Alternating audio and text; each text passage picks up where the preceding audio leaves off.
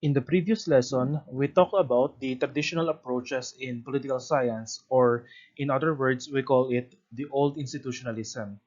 In this lesson, I will present the main assumptions of its new version, which is called the new institutionalism. And as I discuss its assumption, I will first provide the background how this new institutionalism emerged, what is the stimulus behind its emergence or behind its birth, and what is its difference towards the old institutionalist approach. Okay, to provide a background, remember our discussion about the behavioral revolution in the previous lecture. Remember, there are a lot of limitations brought by the old institutionalism because old institutionalism focused only on formal political institutions. So when I say formal political institutions, these are political institutions which has a what? A legal or official backing, which serves as the what? Their charter or their basis for their existence. Okay, because of that, political scientists realize that it's very difficult to construct a theory or a grand theory that will explain political events or political behavior of actors. So, as I have mentioned to you guys, the immigration of German intellectuals from Germany during the Second World War to the American universities served as what? As a precedent for this revolution, because these intellectuals from Germany, or yeah, in general in Europe, they are the ones who adopted the positivist philosophy of the natural sciences, and they wanted to apply that philosophy and methodology, doing statistics and assuming that political behavior can be explored or studied through experiments, and and formulating general rules for political science laws, that these laws must be um, um, that these laws must hold true in all places, in all time contexts, and in all situations. So those are the assumptions of positivism. So in that case, the social scientists, particularly political science, aimed to copy that. And in order to copy that, they were influenced by the assumptions of different disciplines in which actually we political scientists borrowed it from them. And what are those disciplines? Namely, economics, sociology, and psychology. And because of borrowing of those, as we borrowed those assumptions from those disciplines, we had the result was this, what we call the behavioral revolution. Okay, the behavioral revolution has been what? Shifted the focus from institutions to exploring the choices of individual human persons. So, because of this, um, political science methodologies has shifted from studying offices, formal offices, to exploring why is it that the behavior of this individual in terms of political action is like this. So the usual research are voting analysis, poll analysis, public opinion, surveys, etc. And in this kind of approaches towards research, two approaches were developed. The first one was inspired from economics, which is called the rational choice approach or the rational choice theory. And the other one is yung tinatawag nating behavioral approach, which was um, inspired by sociology and psychology. Remember, rational choice approach. The rational choice approach states that if a person is given a number of choices, that person will choose the choice in which he or she will get the maximum benefit. And the consideration for that maximum benefit are material factors, not ideas, not values, not influences. So it may be money, food, anything that is tangible. On the other hand, the other approach, the one inspired by socio-psychological assumptions, it assumes that the political behavior of individual human persons or the human individuals are affected by the societal values, that he or she has adopted, and the psychological setting or the psychological status in his or her own decision making. Okay, so because of that, yun nga, there's this fixation about the exploration of individual political choice that they said that, wait, this is number one, we are, sabi ng mga scientists, ng political scientists, we are already stuck with this. Ano ba yung napoproduce, ano ba yung napoproduce nating knowledge, na bagong knowledge? What is the new knowledge that we are producing? What is this, what is the new contribution we are bringing back or giving back to the political science discipline and into policy matters? And then second, they realize that, wait, individual human persons are not operating in a vacuum. They are not behaving out of nowhere. There are other factors that constrain their behavior and choices. It's not just a personal decision of their own. So what happened is the emergence of a new understanding about the relationship between institutions and individual. And this led to what we call the emergence of new institutionalism, which highlighted this what we call structure agency relationship. What is new institutionalism? Unlike the old institutional model, there is no such thing as, remember, new institutionalism. What we currently have is new institutionalisms. So, look, this is a plural form. Why? Because unlike the old institutional model, new institutionalism is not a unified body of theory, and this fragmentation or scattered groupings was brought because of its recognition of the merits of other assumptions that political science can pick up or can adapt from other disciplines like economics, philosophy, sociology, feminism, discourse, constructivism, yeah, sociology, etc. Even history. Ayun. So yeah, I enumerated here in this slide the variants of new institutionalism. So in this syllabus, in my course, we will only discuss selected. This one, rational choice, historical, sociological, and international. Okay, new institutionalism have been focused on what we call structure-agency relationship. It's, so when we talk about structure-agency relationship, structure refers to the condition in which the agent or the actor is currently operating. So in this case, the structure provides the incentives, the conditions in which how agents can move or behave. Institutions are manifestations of double life. Sorry, it's double life. It means that as institutions can constrain human behavior, it can be also another. It's also the other way around. That even human behavior creates institutions. So it's like a cycle. Later, I will clarify the causal mechanism. Political institutions are structures or conditions that shapes opportunities for individual political action. Thus, political institutions determine political behavior and activity. So look at the diagram I presented in the right part of this slide.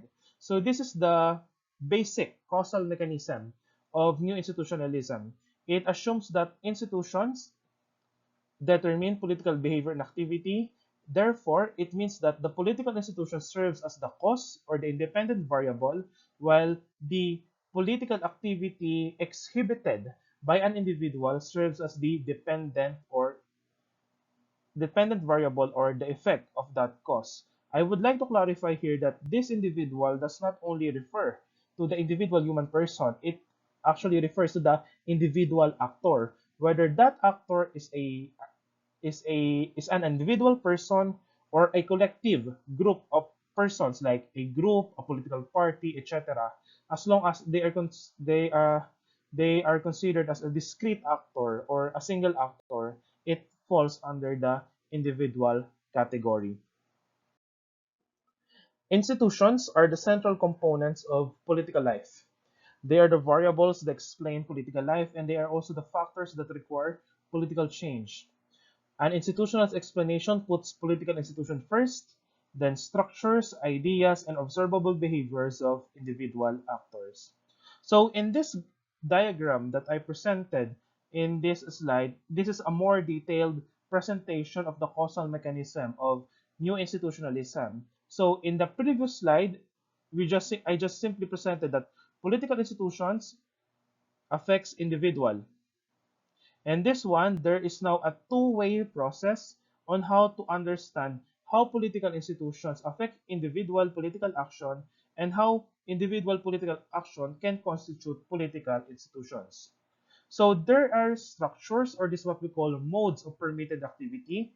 And then these modes of permitted activity affects the structures of individual.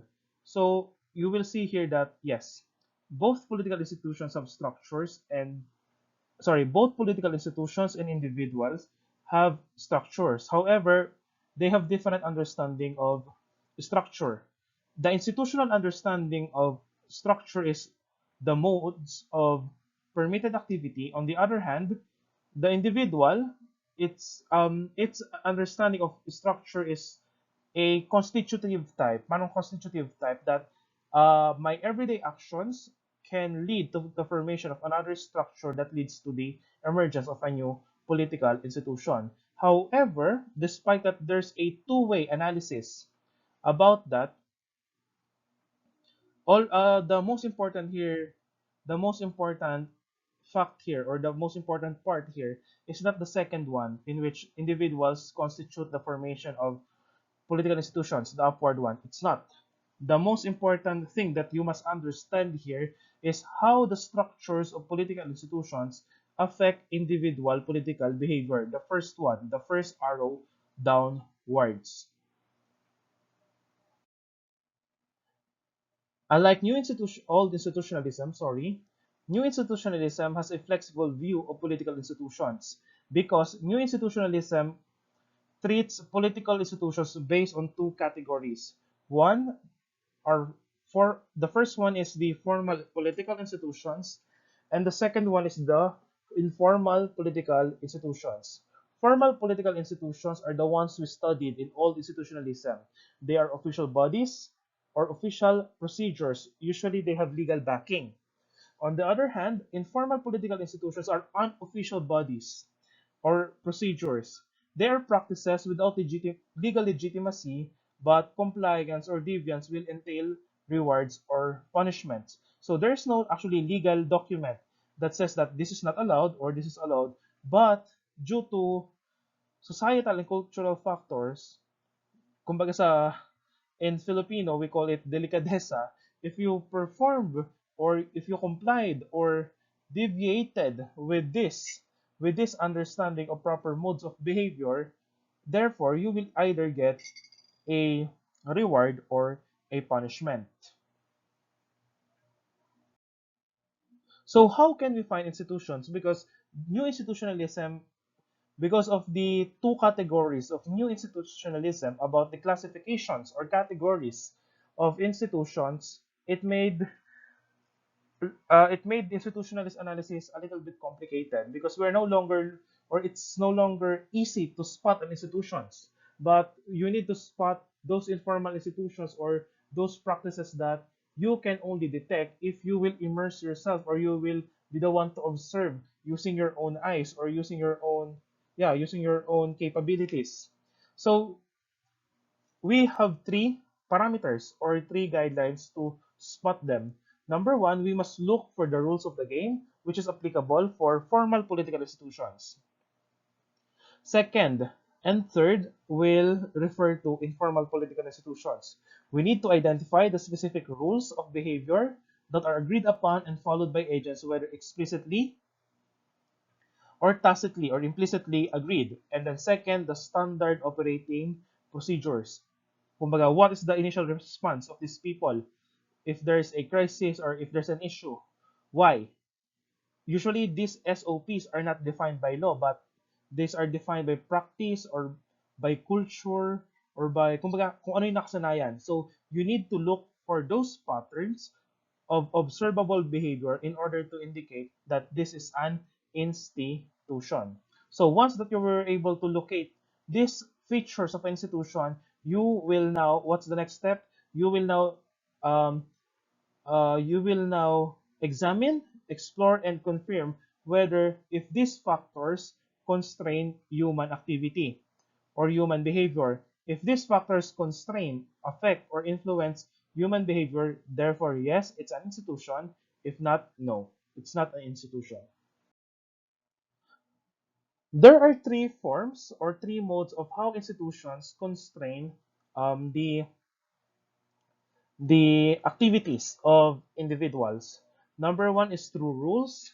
Number two is through practices, and then the third one is through narratives. Rules are formally constructed and recorded, so it can be found in the forms of clauses, laws, the Constitution. It is also enacted by actors through writing and formal interpretation. These are sanctioned by coercive actions, formal rewards, and punishments, and it has connection with other modes. For example, narratives are used to justify existing rules, and rules are often formalized, well-established practices. So actually, rules are what? These are direct manifestations of formal political institutions. Practices. This refers to informal political institutions that even though there's no legal backing, there's no legal document that provides its legitimacy or existence, people are following it. For example, sorry, not for example, but practices are demonstrated through conduct. They are enacted through consistent rehearsals of actions. They are sanctioned by display of disapproval, isolation, and threats of violence, and they are connected to other modes through practices being often the forms of basis of narratives, and rules may specify the practices through which actors must enact the rules. Last one is narratives. Narratives are detected through spoken word, speeches, and stories. They are linked together. The purpose of narratives is to link together spoken expressions of ideas into explanation and persuasion. Its impact consists of hearing familiar stories and recognition of shared understandings, and it is sanctioned by exclusion and ridicule. So actually, this is the most difficult part of mo of modes of institutional constraints that is very difficult to find or detect in terms of research. Kasi narratives, you are looking on shared understanding. When we talk about shared understanding, it refers to how people understand a political phenomenon or how people understand the correct way of behavior. And since it is shared, there must be a consistency among groups or among a number of people that you are examining. Hindi pwedeng, for example, one person said that this is my narrative of political phenomenon, and then you already considered it's a narrative. You need to affirm it to other groups of people. So that's why for some researchers, they conduct intensive interviews, focus group discussions, or even, pain those painstaking surveys. Or some of them participate on participant observation, that they live in the community, observe what they are doing, etc. Because narratives are not only expressed through word and speeches, but stories and actions. Narratives are sanctioned by exclusion and ridicule. So, similar to practices, narratives, although they focus on the mind, they also perform in milder forms of rewards and punishment, which is manifested through exclusion and ridicule. It is connected to other forms through changing rules, is made in narrative forms, and narrative accounts can present prevalent practices or negative light. So you will see that in its connection with rules and practices, narratives serves as the what? The roots, the foundation of rules and practices. So you can look at them on a hierarchical wherein the most official and most explicit are the rules. And then the second one are practices. This is very visible, but the last one are the narratives. And then I treated narratives as a rule because as a root, because aside from it is very difficult for narratives to be unearthed or to emerge or to be discovered. It serves as the foundation or the anecdotal, and the intangible basis for the legitimacy of practices, and if these practices will be legitimized further to become a rule. Some considerations as I end this lecture. First, it has something, these last 2 points has something to do with the second part. Remember in the previous slide, the most recent diagram, the first part of the causal mechanism is the downward arrow, wherein you see the political institutions, its structure affecting the individual. And then number two, individuals create their own structures to replace or alter the political institutions, in which I labeled a circle there with number two. So these last two considerations has something to do with the second part, the inductive part, the upward arrow. Although institutions constrain and oppress certain groups of actors, resistance is always possible and usually present. So we need to take account of that in our future research. Institutions are messy and differentiated. They are not uniform or discrete. Always remember that there is always power relations inside institutions. Why? Because political institutions themselves are what? Composed of individuals. And without those individuals, that will not become political institution. So therefore, by the very basis of that logic, this logic affirms the second claim, the upward arrow, in which we said that individuals constitute the altercation, the removal, or the modification of political institutions. Okay, let us further emphasize there is power relations inside institutions. And you will see that inside, for example, in office politics there is what although you there are times that you are the chairman or the leader of that office, there are some persons who resist or who are against your rule. So you will see that there is power relations about that, the ruled and the ruler and the being ruled. And then you will see that in that dynamics it has an effect towards the institutional performance, thus whether this